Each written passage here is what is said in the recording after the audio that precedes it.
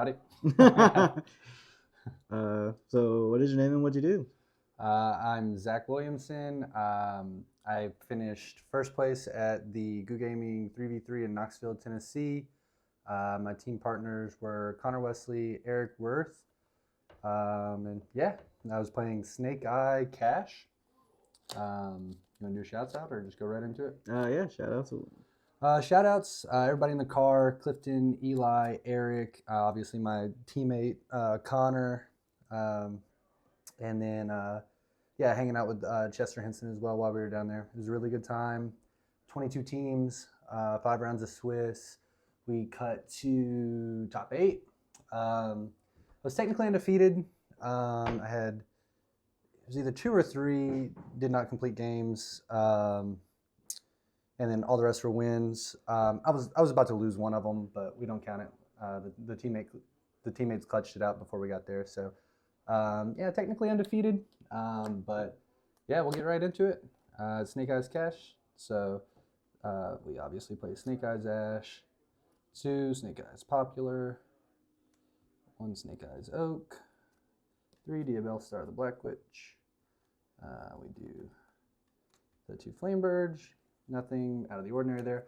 The thing that I do pretty differently is I play Jet Synchron as my last level 1 because I play the Herald package. This is probably pretty controversial, but I have more practice in on this than the Snake Eyes Diabell Star. And I find the line much more easy. And if I'm playing an 8-10 round event, I don't want to think much. I have pretty severe ADHD, so I kind of want to just like memorize the combo line, run it as much as possible.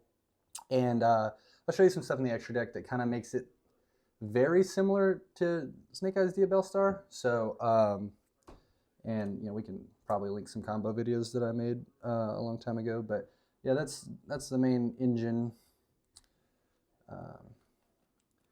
And then the cash engine. Fenrir Unicorn. It doesn't need to be any more than that.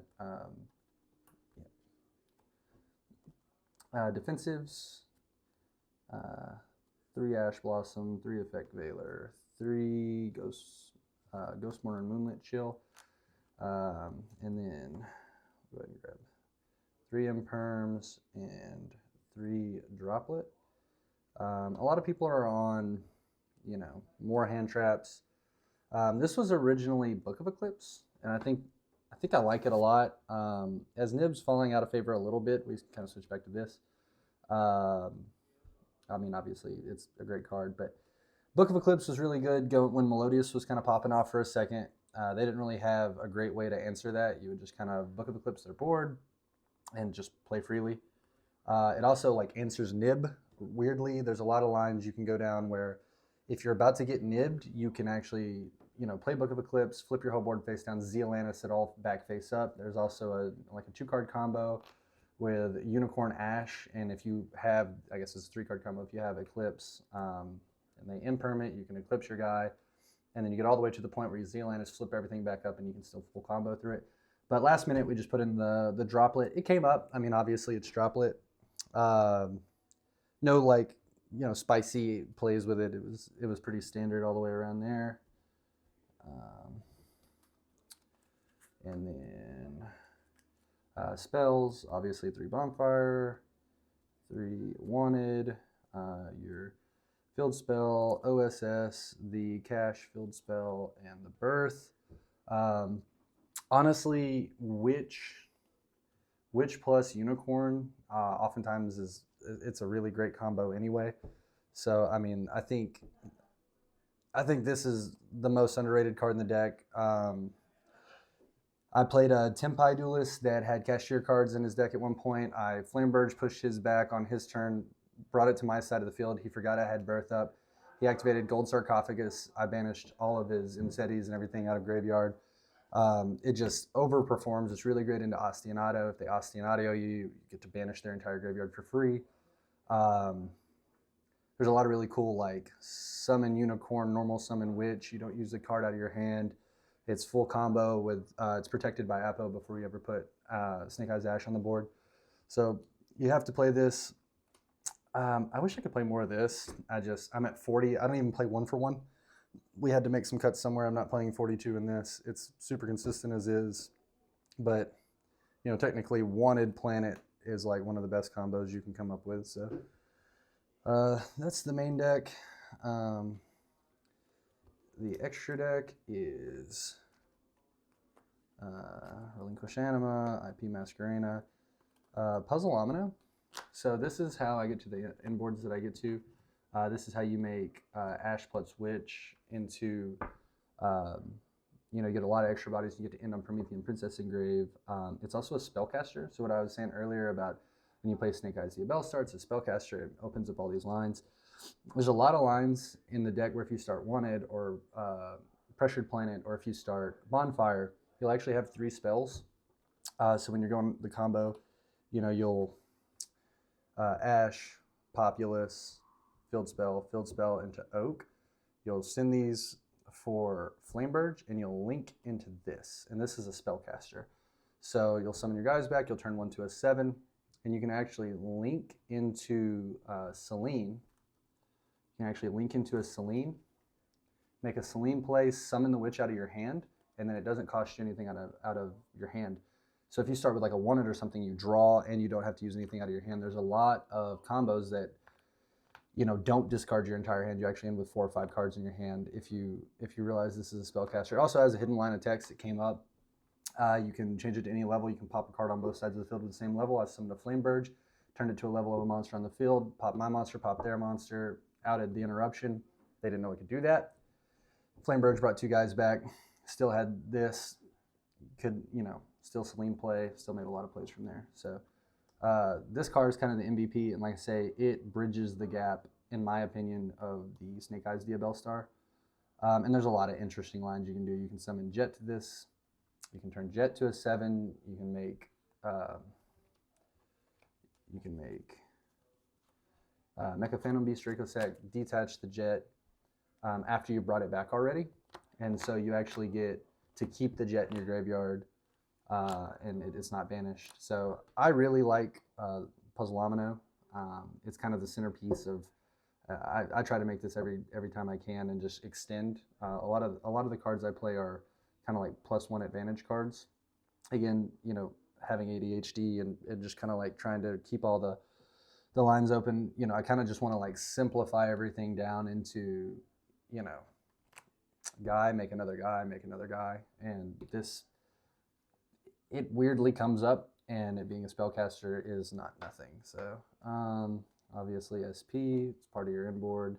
You IP away, make this banish card, Dark, Hida,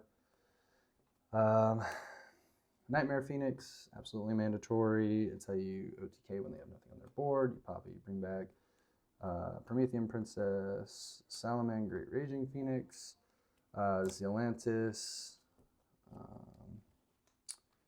and then I'm playing Access Code Talker. I never made it once. I never wanted to make it. It could probably be something else. It'll probably be a Foucault in the future, just because of Tempai. I kind of like Psycho, just went first into Tempai every time, and didn't really. I mean, it's never came up. I just tried to go first every time and not let them play. I had a really fortunate game state where, you know, one of my Tempai opponents just missed lethal like 6 times, and you know, that was one of the reasons we were, you know, 2nd seed coming out of Swiss into Top Cut. But yeah, I don't know. This could probably be anything else. It's cool. I mean, obviously at locals and other times it's come up, but I mean, usually by the time you get to this point, you know, you have a bunch of bodies on board. You're probably in a commanding position. It's never really a come from behind card. It always feels bad to make it. And you kind of always sacrifice all your follow-up. Every time you do this, it's like, if you don't win the game, you lose the game. Probably Foucault in the future. Appaloosa is part of your inboard. And this is my main 2-card combo. You're going to get hand trapped a lot. When you're playing like a 3v3 event, you know, the field's a lot wider. You're playing a bunch of different stuff. I just like the coverage this has. I don't like being even lead. I don't like. There's a lot of times, people switch over to board breakers against you at tournaments like this. Probably not the same thing as a YCS, but I just really like this, and it turns off a bunch of. It just has goofy interactions, man. If you're playing a Light Sworn or Tier Limit or sarcophagus decks or labyrinth, it like weirdly comes up. It's a pseudo floodgate. It works under skill drain, which is incredible. I really like it. I mean, occasionally I would heat their ash onto my field, make this, protect my play, make an OTK line, and unlike Appaloosa, you can stay protected when you use the Atlantis combo. So if you make this early and then you go for the Atlantis line, you can't bounce it or you just lose all of its attack. It doesn't remember that. But you can, early on, you can make this. And when you Zealantis bounce it, it comes right back. You still have a negate. You're still good to go. So I like it a lot. It comes up more than you might imagine. You might look at it and go, oh, if you hit the 2-card combo, you can do it. You have to have Witch and you can get there. But no, you can heat back Ashes. You can jet in a weird game state, bring it back to Puzzle Amino, make it a 3, make this. I made this quite a few times, and like 4 or 5 times. And every time I made it, they Dark Rulered it, and I totally lived. They just they couldn't play through it, or they Dark Rulered it 2 times. They Dark Rulered it, and it just didn't matter. I was like, cool. I get another turn. I have Infinite Follow-Up. I have Promethean Princess engraved. I'm summoning like 4 more times on your turn. Yeah, go ahead and you have to attack it, or I'm just going to have a negate starting my turn.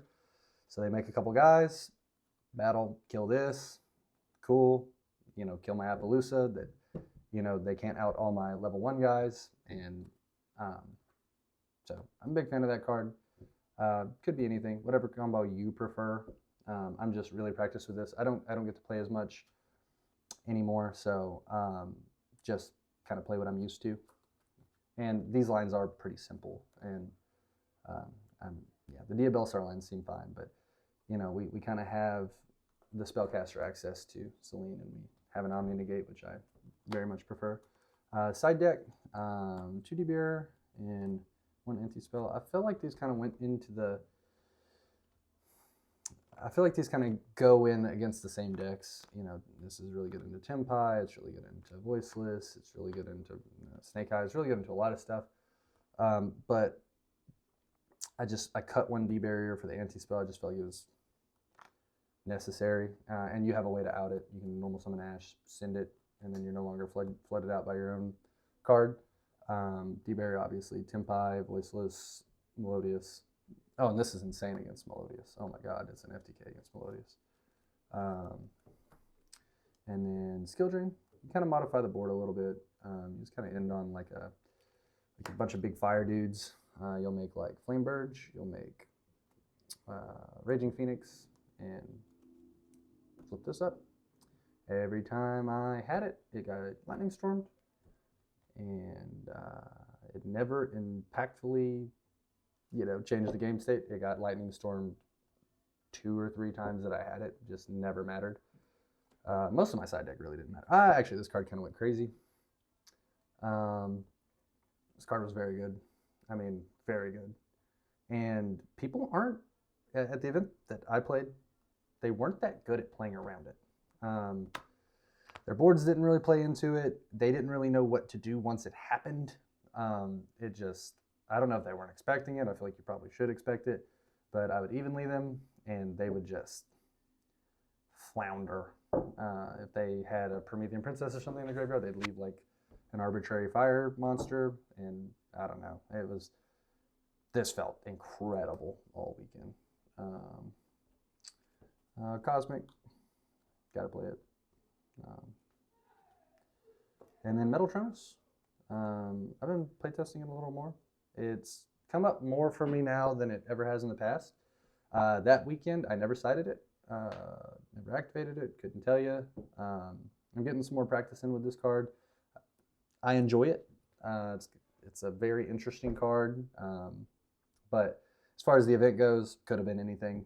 Could have been Jerry Beans, man, it wouldn't have mattered. I never sighted it in, never drew it, never activated it. But yeah, that's pretty much it. Yeah. That's pretty much it. Like I say, maybe we can put up some like little combo videos. It is kind of a hand dependent type of thing, but you can pretty easily get to the Herald line. You can pretty easily get to Draco Sack, and extend really far. Basically, the entire deck's mantra is just kind of like make an extra guy, keep going. Make an extra guy, keep going, and you just kind of like spam the board, and use utility links to kind of link climb up and attempt to win. But yeah, it was a super fun event. Like I say, we ended up splitting with the second place team. We said, hey man, give us the win, we'll split. They said sure. We all went out to eat. So it was a super fun weekend. Shouts out Through the Decades Cards and Gaming. It's my local shop. It's the best Yu-Gi-Oh scene in the country. Highly recommend it. Super positive attitudes. People really like to learn there. People really like to teach there. Really good player base. Outside of that, you got any questions? Nope. All right, cool, man. Well, that's it for me. Cool. Have a good one. Thank you. Like a spider on your shoulder makes your skin crawl.